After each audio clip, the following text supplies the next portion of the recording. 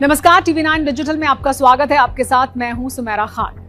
Middle east में एक बहुत बड़ा गेम चेंजर घटनाक्रम हुआ है। 3 बड़े मुस्लिम देश सऊदी अरब, तुर्की और पाकिस्तान अब एक साथ आ गए हैं और उन्होंने एक ऐसा डिफेंस पैक्ट साइन किया है जो पूरे रीजन का सिक्योरिटी नक्शा बदल सकता है। साथ ही पूरी दुनिया इसे किस नजर से देख रही है, इसके बारे में भी बात करेंगे। क्योंकि एक तरफ अमेरिका पर भरोसा कम हो रहा है ऐसा लगता है, दूसरी तरफ ईरान के साथ जो जंग चल रही है अमेरिका और इजराइल की, वो दुनिया के सामने और इस क्षेत्र को प्रभावित कर रही है। और पाकिस्तान की अपनी भी एक छवि है जो एक अहम हिस्सा है, उसके बारे में भी बात करेंगे। तो आज हम पूरी डिटेल में समझेंगे कि ये डील है क्या, इसकी नींव कब पड़ी, ये डील अभी इस वक्त क्यों साइन की गई है, हर देश जो इसमें साइन कर रहा है वो इसमें क्या लेकर आ रहा है, इसके साथ जुड़ा रेड सी वाला मामला क्या है, और पाकिस्तान की डिप्लोमेटिक बैलेंसिंग एक्ट की जो इस वक्त दुविधा है उसे वो कैसे पार पाएगा, वो बैलेंस कैसे करेगा। आखिर में भारत के लिए इसका क्या मतलब है, इसकी भी बात करेंगे। तो चलिए आइए शुरुआत करते हैं।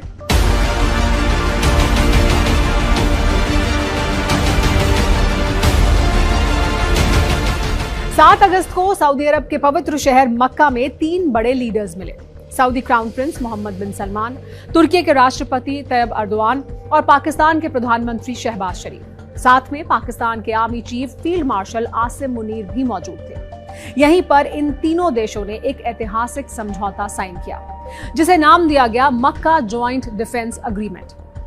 इस एग्रीमेंट की सबसे बड़ी बात यह है कि अगर इन तीनों में से किसी एक देश पर सशस्त्र हमला होता है तो उसे तीनों देशों पर हमला माना जाएगा। बिल्कुल वैसा ही मॉडल जैसा नेटो के आर्टिकल 5 में है, एक के लिए सब, सब के लिए एक। पाकिस्तानी विदेश मंत्रालय के बयान के मुताबिक ये पैक्ट सिर्फ मिलिट्री डिफेंस तक ही सीमित नहीं है, इसमें कई और चीजें शामिल हैं। इंटेलिजेंस शेयरिंग यानी खुफिया जानकारी का आदान प्रदान, डिफेंस मैन्युफैक्चरिंग में सहयोग और एनर्जी सेक्टर में भी साझेदारी, यानी एक बहुआयामी समझौता है, सिर्फ मिलिट्री अलायंस नहीं है। टर्किश अधिकारी ये कह रहे हैं कि ये पैक्ट सिर्फ डिफेंसिव मकसद के लिए है, किसी और देश के खिलाफ नहीं है। और सबसे दिलचस्प बात, इस पैक्ट के दरवाजे बाकी देशों के लिए भी खुले हुए हैं, यानी आगे चलकर और देश भी इसमें शामिल हो सकते हैं। तो रोड मैप क्या है आगे का, ये जानना भी दिलचस्प होगा। एक चीज जो बहुत ध्यान देने वाली है वो ये कि इजिप्ट यानी मिस्र भी इस पैक्ट की शुरुआती बातचीत में शामिल था, लेकिन फाइनल साइनिंग सेरेमनी में उसका नाम शामिल नहीं था। तो सवाल उठता है कि मिस्र पीछे क्यों हटा, या शायद अभी उसका वक्त नहीं आया है। ये एक ऐसी बात है जिस पर आगे नजर रखनी होगी। अभी तक इस एग्रीमेंट का पूरा टेक्स्ट सार्वजनिक नहीं किया गया है, यानी बहुत सी डिटेल्स जैसे कि सैन्य सहयोग का सही स्तर क्या होगा अभी सामने नहीं आए हैं। अब चलिए लेकिन थोड़ा बैकग्राउंड में जाते हैं समझने के लिए कि यहां तक ये तीनों देश कैसे पहुंचे, क्योंकि ये अचानक नहीं हुआ है। इसकी नींव पड़ी थी सितंबर 2025 में। उस वक्त सऊदी अरब और पाकिस्तान ने रियाद में अल यमामा पैलेस में एक स्ट्रेटेजिक म्यूचुअल डिफेंस एग्रीमेंट यानी SMDA साइन किया था। पाकिस्तान के प्रधानमंत्री शहबाज शरीफ का स्वागत Saudi F-15 fighter jets, red carpet और पूरे रॉयल प्रोटोकॉल के साथ हुआ था। इसे वाटरशेड मोमेंट यानी एक बहुत बड़ा टर्निंग पॉइंट बताया गया था। पाकिस्तान की पहले अमेरिका के साथ म्यूचुअल डिफेंस ट्रीटी रही थी कोल्ड वॉर के दौरान, लेकिन वो 1970 के दशक तक टूट चुकी थी। और चीन के साथ, जिसके साथ पाकिस्तान का बहुत गहरा डिफेंस कोऑपरेशन है, फिर भी उनके बीच कोई फॉर्मल म्यूचुअल डिफेंस पैक्ट नहीं है। तो सऊदी अरब के साथ ये पहली बार था जब पाकिस्तान को एक असली मॉडर्न म्यूचुअल डिफेंस कमिटमेंट मिला। कुछ लोग मानते हैं कि ये डील आगे चलकर UAE और कतर जैसे दूसरे गल्फ पार्टनर्स के साथ भी इसी तरह के समझौतों का टेम्पलेट बन सकती है। और अब तुर्की के जुड़ने से वही बात सच साबित होती हुई दिख रही है। सऊदी अरब और पाकिस्तान के रिश्ते वैसे भी बहुत पुराने हैं, करीब 80 साल पुराने। सऊदी अरब उन पहले देशों में से था जिसने 1947 में पाकिस्तान की आजादी के बाद उसे मान्यता दी थी। 1951 में दोनों देशों ने एक ट्रीटी ऑफ फ्रेंडशिप साइन की थी और 1982 के एक समझौते के तहत पाकिस्तानी सैनिकों को सऊदी अरब में तैनात किया जाता रहा है। और पाकिस्तान ने 1967 से अब तक 8000 से ज्यादा सऊदी सैनिकों को ट्रेनिंग दी है। अब सवाल यह है कि टाइमिंग इतनी अहमियत क्यों रखती है, और टाइमिंग यही क्यों है? इसके पीछे कई बड़ी वजहें हैं, तो एक एक करके उनके बारे में बात करते हैं। पहली वजह, अमेरिका इजराइल की ईरान के साथ जंग। ये जंग 28 फरवरी को शुरू हुई थी जब इजराइल ने ईरान के न्यूक्लियर फैसिलिटीज पर हमला किया और अमेरिकी बम वर्षकों ने भी फोर्डो जैसी अहम न्यूक्लियर साइट्स पर बंकर बस्टर बॉम्ब गिराए। इस जंग ने पूरे गल्फ रीजन को हिला दिया। स्ट्रेट ऑफ हॉर्मुज बंद होने से शिपिंग रूट्स बुरी तरह डिस्टर्ब हो गए और ऑयल प्राइसेस में भारी उछाल देखा गया। ब्रेंट क्रूड कुछ ही समय में $72 से बढ़कर $100 के पार चला गया। दूसरी वजह कतर की राजधानी दोहा पर इजराइल का हमला। 9 सितंबर को इजराइल ने दोहा के एक इलाके में हमला किया, जिसमें कई हमास के सदस्य और एक कतरी सिक्योरिटी अधिकारी मारे गए। इस हमले ने सारे गल्फ देशों को चौंका दिया, क्योंकि दोहा में तो अमेरिका का सेंटकॉम हेडक्वार्टर तक मौजूद है।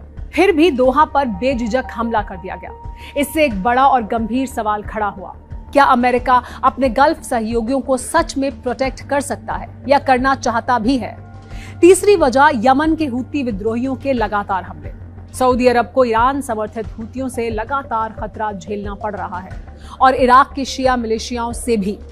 मंगलवार को अमेरिका और सऊदी अरब ने मिलकर पूर्वी इराक में ईरान समर्थित सशस्त्र गुटों पर हमले भी किए थे। ईरान की तरफ से हुए ड्रोन हमलों के जवाब में ये हमले किए गए थे। तो कुल मिलाकर गल्फ देशों में गहरी बेचैनी है कि अमेरिका का सिक्योरिटी अम्ब्रेला अब उतना भरोसेमंद नहीं रहा जितना पहले माना जाता था। और यही वजह है कि सऊदी अरब जैसे देश अब पाकिस्तान, तुर्की और मिस्र जैसे रीजनल पार्टनर्स की तरफ देख रहे हैं। नए स्वतंत्र सिक्योरिटी नेटवर्क बनाने के लिए अमेरिका पर पूरी तरह निर्भर हुए बिना। अब देखते हैं कि हर देश की ताकत है क्या इस गठबंधन में और साथ ही इसकी कमजोरियां भी क्या है। तुर्की की ताकत क्या है, पहले ये समझते हैं। ये एक बड़ी मिलिट्री और ड्रोन टेक्नोलॉजी वाली दुनिया भर में मशहूर ताकत है। तुर्की के तोपखाने गोलों से लेकर एडवांस्ड ड्रोन तक हर तरह का मिलिट्री इक्विपमेंट बनाते हैं और बेचते भी हैं। दुनिया भर के देशों को ये सामान बेचा जाता है। साथ ही तुर्की नेटो का मेंबर भी है, तो उसका स्ट्रेटेजिक वेट अलग ही है। पाकिस्तान की अगर बात करें तो मुस्लिम दुनिया का इकलौता न्यूक्लियर पावर है वो, और एक बैटल हार्डन्ड आर्मी है उनके पास, यानी एक ऐसी सेना जिसे असली जंग का अनुभव है। सऊदी अरब की अगर बात करें तो दुनिया के सबसे बड़े ऑयल रिजर्व्स में से एक है ये। जबरदस्त फाइनेंशियल ताकत है उनके पास और रेड सी और पर्शियन गल्फ दोनों तरफ लंबी कोस्ट लाइन है। लेकिन एक बात ध्यान रखनी बहुत जरूरी है, हर देश अपने साथ अपने अपने कॉन्फ्लिक्ट्स भी लेकर आता है।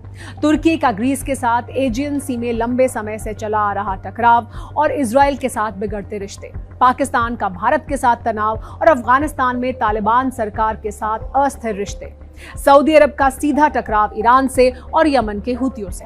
पाकिस्तान को सऊदी अरब की क्षेत्रीय दुश्मनियों में उलझने का खतरा रहेगा, खासकर ईरान के साथ। दूसरी तरफ देखना होगा कि सऊदी अरब का पाकिस्तान के विवादों के प्रति क्या रुख रहते हैं और वो जैसे पहले था क्या उसमें वो किसी तरह का बदलाव करता है। हालांकि अभी तक उसने ऐसा नहीं किया है, खासकर भारत के साथ और अफगानिस्तान के साथ भी। एक और अहम बात, इस पैक्ट में जो एक पर हमला सब पर हमला वाली लाइन है, वो शायद अभी के लिए ज्यादा एक पॉलिटिकल स्टेटमेंट है, ना कि पूरी तरह से बाइंडिंग मिलिट्री कमिटमेंट। यानी असल जंग की हालत में ये कितना लागू होगा ये अभी साफ नहीं है। एक सवाल जो बहुत चर्चा में है, क्या इस डील से सऊदी अरब को पाकिस्तान का न्यूक्लियर अम्ब्रेला यानी परमाणु सुरक्षा कवच मिल जाएगा?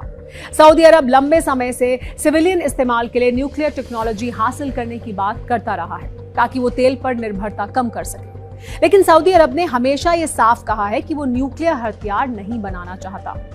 पत्रकार बॉब वुडवर्ड की 2024 की एक किताब है वॉर, उसमें एक बहुत दिलचस्प किस्सा उन्होंने लिखा है। जब अमेरिकी सेनेटर लिंडसे ग्राहम ने क्राउन प्रिंस मोहम्मद बिन सलमान से सऊदी बम को लेकर चिंता जताई, तो प्रिंस सलमान ने जवाब दिया, मुझे बम बनाने के लिए यूरेनियम की जरूरत नहीं, मैं तो पाकिस्तान से खरीद लूंगा।